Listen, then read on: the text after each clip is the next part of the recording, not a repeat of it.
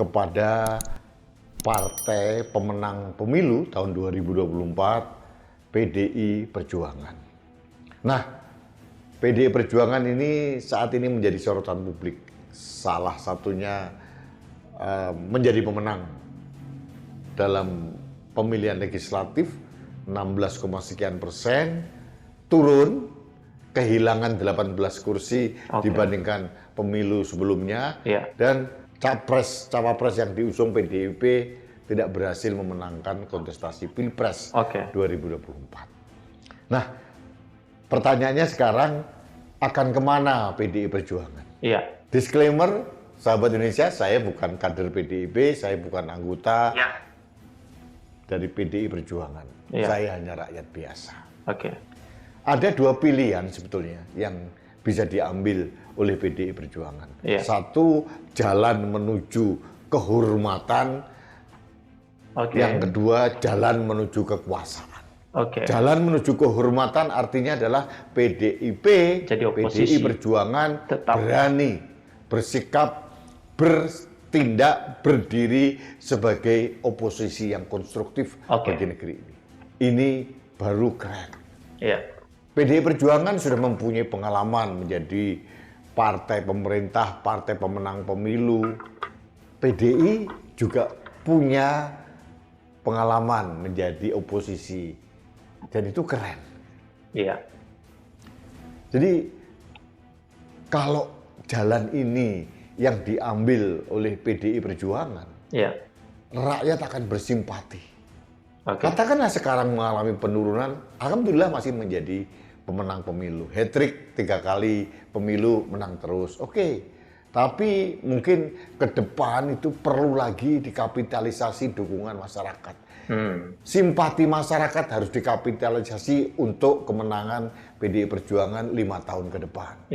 Karena menurut saya, PDI Perjuangan itu partai ideologis yang merupakan pilar penjaga marwah demokrasi di Indonesia. Itu menurut saya. Jadi mengapa alasannya saya mempunyai concern terhadap PDI Perjuangan.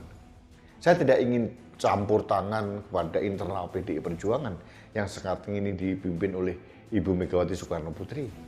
Tapi kalau jalan kehormatan yang akan dipilih oleh PDI Perjuangan bertindak sebagai oposisi, wah, itu rakyat akan bersimpati dan itu akan memanen simpati rakyat yang bisa dikapitalisasi untuk pemilu tahun 2029 nanti. Belum lagi pilkada. Pilkada November tahun 2024. Pasti ada kader-kader PDI Perjuangan yang berlaga menjadi gubernur, bupati atau wali kota. Nah, dengan sikap jelas, jalur kehormatan, bertindak dan mendeklar sebagai oposisi ini, itu pasti berdampak pada dukungan masyarakat pada calon-calon kepala daerah yang diusung oleh PDI Perjuangan. Itu salah satu alternatif. Alternatif berikutnya adalah jalur kekuasaan. PDI Perjuangan berubah menjadi partai yang oportunis, memilih aman, yang penting dapat kekuasaan. Ketua DPR, kemudian ada beberapa orang kadernya yang tarik jadi menteri, akhirnya bergabung di pemerintah. Sudah tidak ada lagi oposisi, check and balances tidak terjadi. Bagi 1-2 orang elit PDI Perjuangan yang mendapatkan dalam tanda kutip kursi kekuasaan mungkin menguntungkan. Tapi bagi rakyat itu memalukan. PDI Perjuangan akan kehilangan kehormatan. PDI Perjuangan akan kehilangan respek dari masyarakat kalau mau masuk di pemerintahan lagi, tidak berani menjadi seorang oposisi, tidak berani melakukan kontrol kepada eksekutif, itu rakyat pasti akan mencibir. Dan ini bisa berdampak pada simpati rakyat untuk pilkada dan maupun pemilu yang akan datang.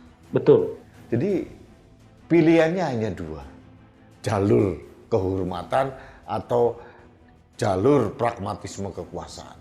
Kalau saya menyarankan kepada PDI Perjuangan, tempuhlah jalur kehormatan, mengangkat marwah dan martabat partai PDI Perjuangan, agar PDI Perjuangan tetap mempunyai marwah yang terhormat sebagai pemenang pemilu, meskipun kursinya turun, meskipun capres dan cawapres yang diusung kalah, tapi masih tegar, terhormat, menjadi seorang oposisi yang mewakili kepentingan rakyat untuk mengontrol pemerintah.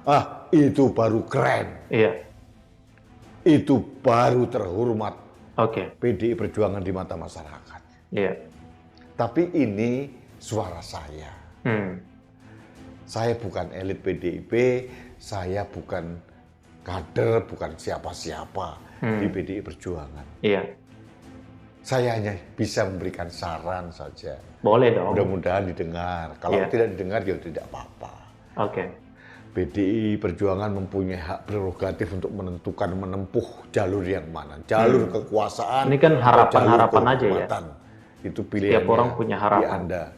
Namun, kami rakyat berdaulat, independen, merdeka, mandiri untuk menentukan sikap dengan apapun keputusan dari PDI Perjuangan. Kalau jalur kehormatan menjadi oposisi yang terhormat, kami akan salut kepada PDI Perjuangan. Kami akan berbondong-bondong mendukung PDI Perjuangan.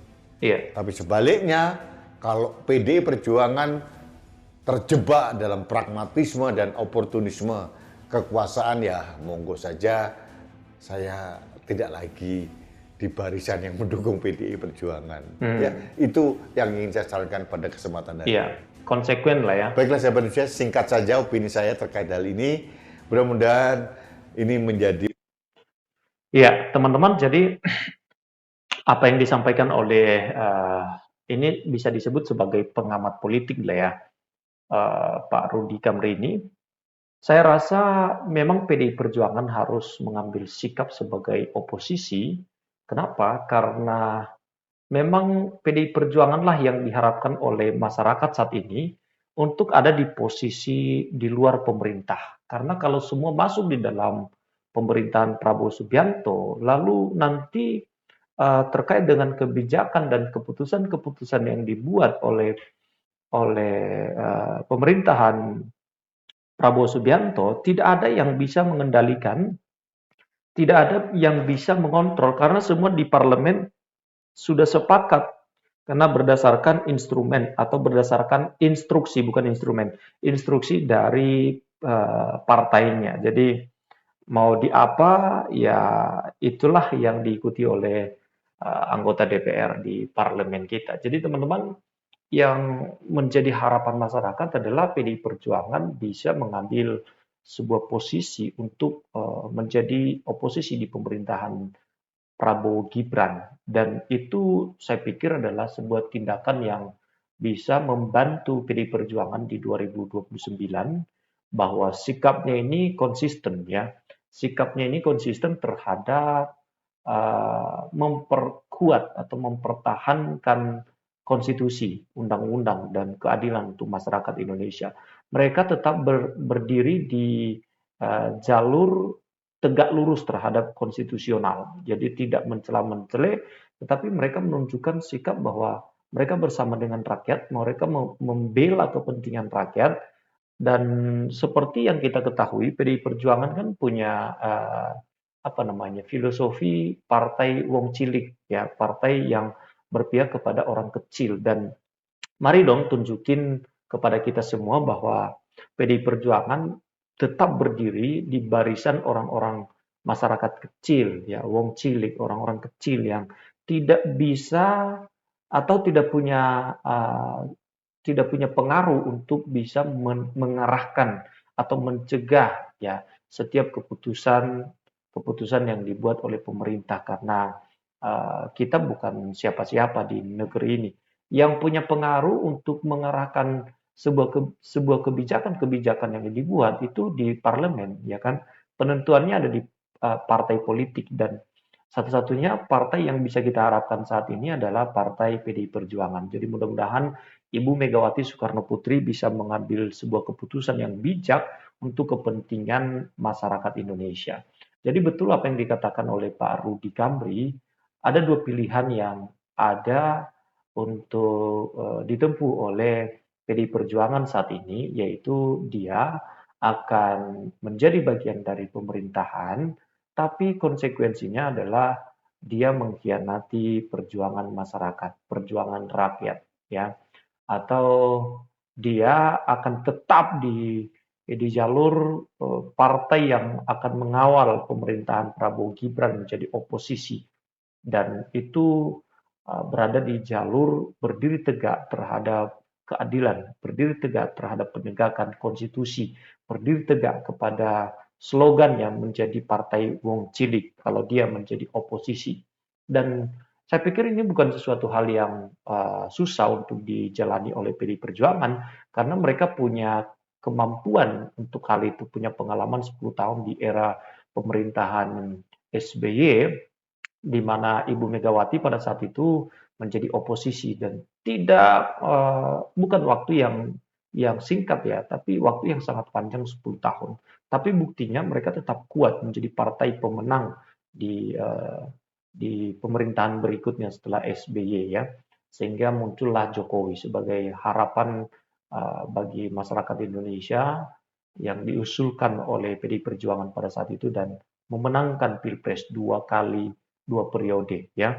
Itu sesuatu hal yang luar biasa. Kenapa? Karena sikap konsistensi daripada PDI Perjuangan untuk berdiri di barisan wong cilik itu, ya.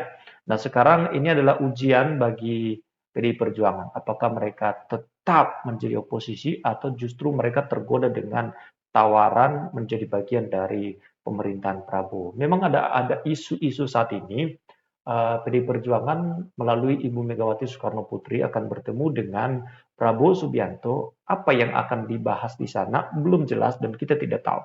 Tapi yang penting adalah pertemuan itu adanya indikasi dari Prabowo Subianto untuk mengajak PDI Perjuangan supaya bisa bergabung dan membangun koalisi besar. Tentu ini harapan Prabowo Subianto karena melihat adanya pengaruh kekuasaan, pengaruh orang ketiga di luar dari pemerintahannya yang ikut memenangkan dia menjadi presiden, yaitu Joko Widodo. Dan kalau pengaruh ini besar, melampaui besarnya pengaruh dari Prabowo Subianto, maka Prabowo tidak bisa bergerak untuk melakukan sesuatu dalam kapasitasnya sebagai presiden kalau semua dikendalikan, diatur oleh kekuasaan Joko Widodo, ya. Jadi Jokowi sudah lengser menjadi presiden, menjadi rakyat biasa, tapi kalau dia mempertahankan posisinya tetap cawe-cawe dengan adanya isu bisa gabung di partai-partai seperti Golkar atau PKB atau partai apalah yang mungkin sedang diperjuangkan berdasarkan informasi itu. Ya, ini kan cara-cara Jokowi untuk tetap mempertahankan kekuasaannya di pemerintahan Prabowo Subianto. Anaknya sudah ada di situ, kemudian orang-orangnya akan ditaruh di sana. Menteri, kejaksaan, mungkin juga jenderal-jenderal akan ditaruh di sana. Orang-orang penting dia akan ditaruh di pemerintahan Prabowo. Itu sebabnya Prabowo mulai berpikir nih, wah, orang yang paling tepat untuk mengamankan situasi seperti ini adalah Ibu Megawati Soekarno Putri. Ya, itu orang yang paling tepat yang di mana Jokowi tidak bisa bergerak kalau sudah masuk itu PDI Perjuangan menjadi bagian dari pemerintahan. Ya, barangkali ini adalah pertimbangan-pertimbangan yang ada di kepala PDI Perjuangan. Kalau kemudian nanti betul Jokowi ikut campur cawe-cawe dan ingin berkuasa mengatur pemerintahan ini semaunya, apalagi membangun nepotisme kekuasaan berdasarkan sekehendaknya sendiri dengan mengubah berbagai macam arah konstitusional kita sesuka hatinya, maka ya PDI Perjuangan saya pikir juga tidak akan pernah tinggal diam, mungkin juga akan ada waktunya akan bertindak dan oke, kita masuk ke dalam demi membela pemerintahan dan untuk kepentingan masyarakat. Nah, itu bisa terjadi ya. Jadi 3 opsi sih menurut saya seperti yang dikatakan oleh Pak Rudi Kamri tadi 2, tapi saya tambahin 1 ya. Dia bisa masuk ke dalam kalau situasi seperti ini terlihat ya. Dan kalau Prabowo minta bantu pasti PDI Perjuangan akan membantu dengan senang hati. Kenapa? Karena melihat rekam jejak ya perjalanan politik PDI Perjuangan dengan Gerindra itu tidak ada tidak ada pertentangan atau tidak ada permusuhan ya antara dua tokoh ini. Prabowo dan Ibu Mega adalah sahabat lama yang pernah bersama-sama bertarung ya duel ya duet menjadi wakil presiden dari Ibu Megawati Soekarno Putri.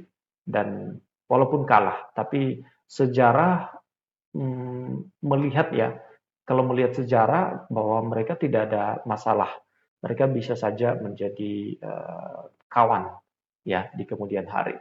Baik teman-teman, bagaimana tanggapannya tulis di kolom komentar yang tersedia di bawah ini.